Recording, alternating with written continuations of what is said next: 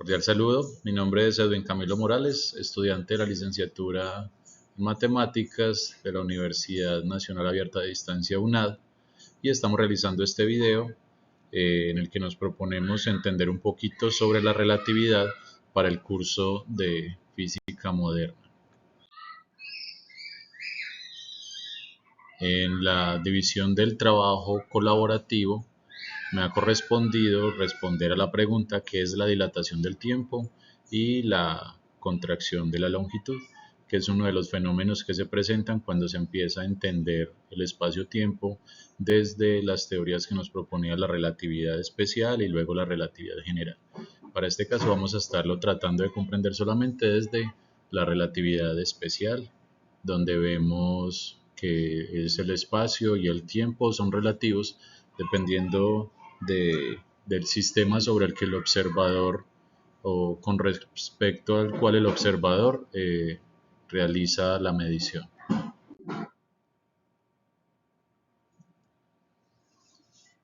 La dilatación del tiempo. La explicación matemática de la dilatación temporal depende de la teoría de la relatividad que se aplique, la relatividad especial o la relatividad general.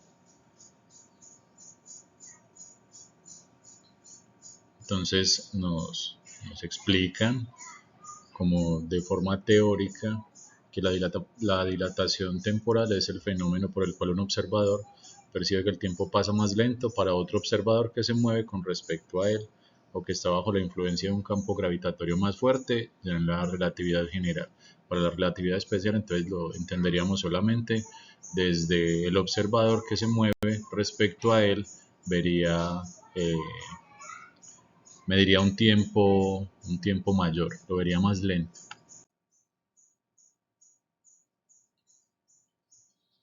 Para el observador que está midiendo un fenómeno, un movimiento, pero que se encuentra presente ahí en el movimiento, pues tenemos la fórmula de la velocidad, que sabemos que es la velocidad pues es igual a la distancia, la longitud sobre la que se ha movido, la distancia, dividida por la variación del tiempo. Si queremos saber cuál es el tiempo, entonces simplemente despejaríamos la variación del tiempo y nos quedaría que la variación de tiempo es igual a la distancia partida por la velocidad. Y como tenemos para nuestro caso con la relatividad como punto de referencia, o sea, como una invariable la velocidad de la luz, entonces hemos puesto que la velocidad es igual a c. Y bueno, ahorita lo vemos con un ejemplo, pero el recorrido que haría el objeto que se está moviendo, pues necesitaría medirse de ida y de regreso. Por eso ponemos que la distancia pues es dos veces la distancia que ha recorrido el rayo de luz, que es con el que se va a medir. Igual ahorita con la imagen lo podemos comprender mejor.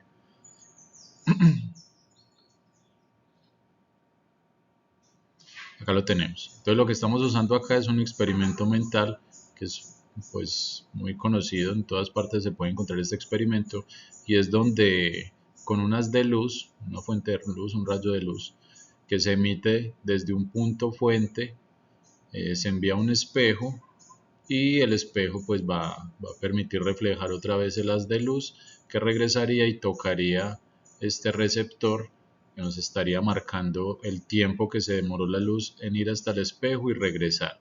Entonces la distancia la hemos marcado como d, pero como el haz de luz tiene que ir y regresar, por eso lo hemos puesto como dos veces esa distancia, 2d. Y entonces la variación del tiempo estaría puesta por lo que nos dé la repetición de esa longitud partido por la velocidad de la luz. Pues lo tenemos para el observador que está en movimiento. O sea, supongamos que fuera en un tren y él está midiendo el tiempo que tarda la luz en ir desde el piso del tren hasta el techo del tren, como lo mostramos ahorita, pero él va dentro del tren. Entonces él mediría el tiempo que acabamos de ver, que sería 2 veces la distancia partido por la velocidad de la luz. Para el observador que está fuera de la nave, fuera del tren o fuera del sistema que está en movimiento, funciona diferente. Vamos a ver entonces.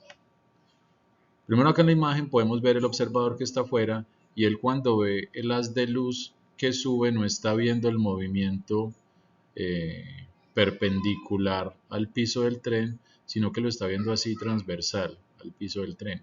Entonces cuando el haz sube haría este movimiento, ¿sí? El primero que vemos ahí, y cuando baja haría como formando un triángulo isósceles, tendría dos lados iguales, ¿cierto? Entonces, ¿cómo se mediría la velocidad acá? Bueno, pues hacemos algunas cuestiones algebraicas muy básicas. Ya tenemos que la velocidad de la nave, primero necesitaríamos identificar cuál es la velocidad de la nave. Pues la velocidad de la nave es igual a la distancia recorrida por la variación del tiempo.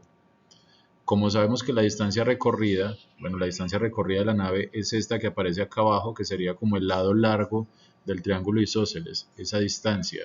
Pero entonces la primera distancia sería hasta la mitad del triángulo, esa la podríamos llamar L, pero como está haciendo todo este recorrido porque ve que el haz de luz sube y luego baja, entonces estaría haciendo como distancia 2L.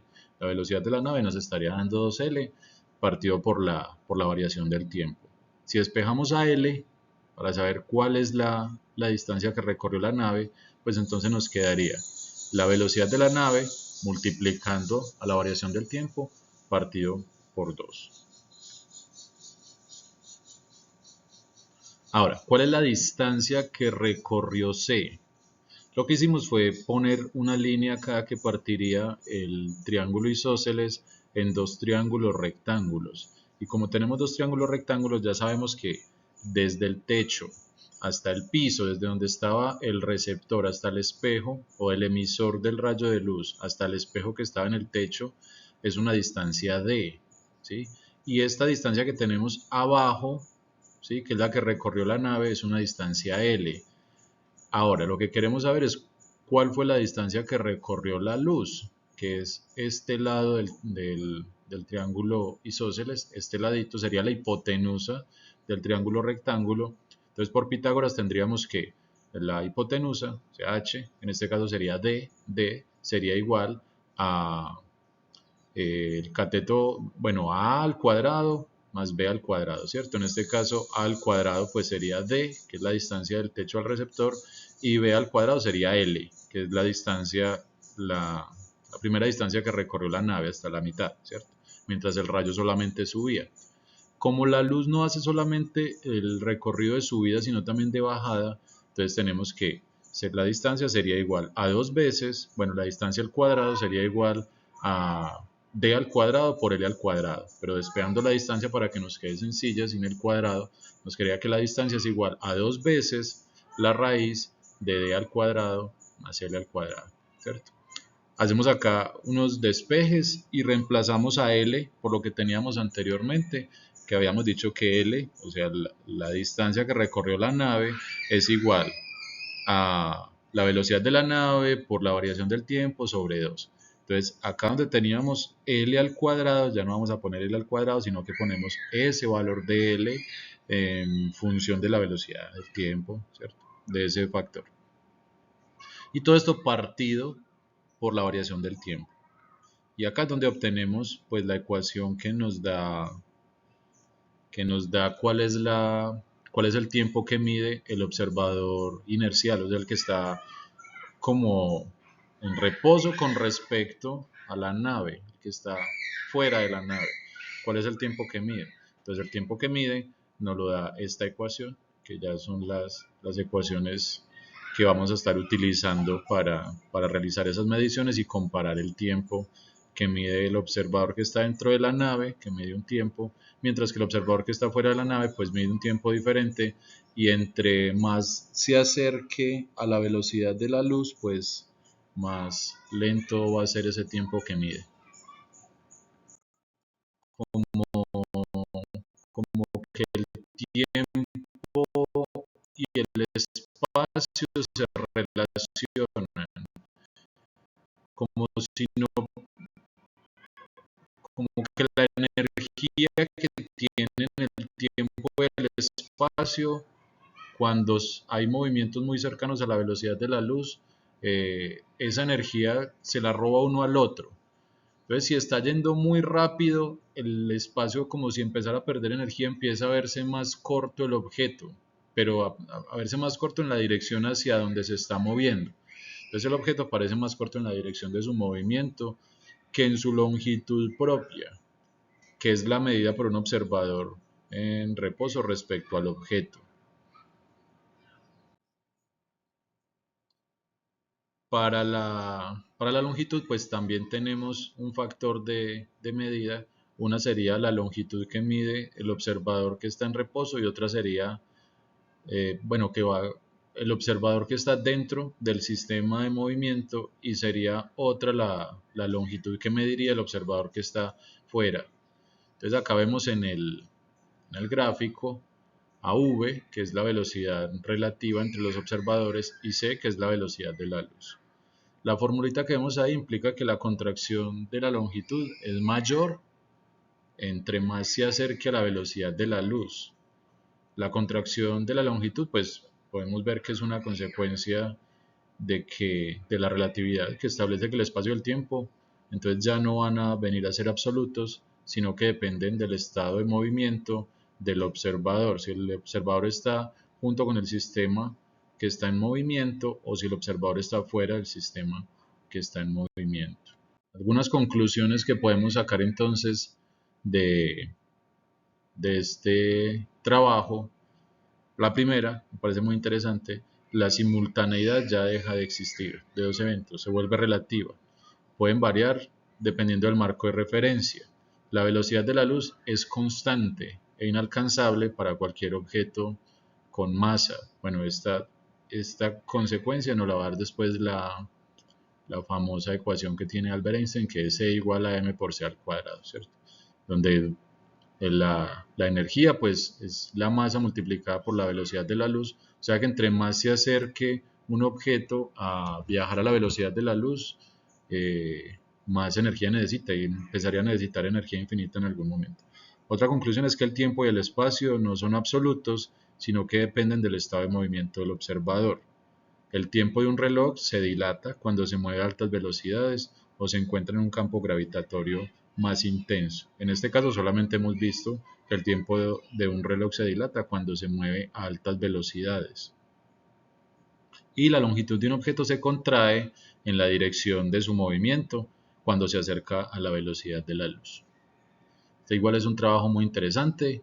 Esperamos seguir comprendiendo mucho más a medida que vayamos avanzando en el curso. Les agradezco por su atención. Que tengan un muy feliz día.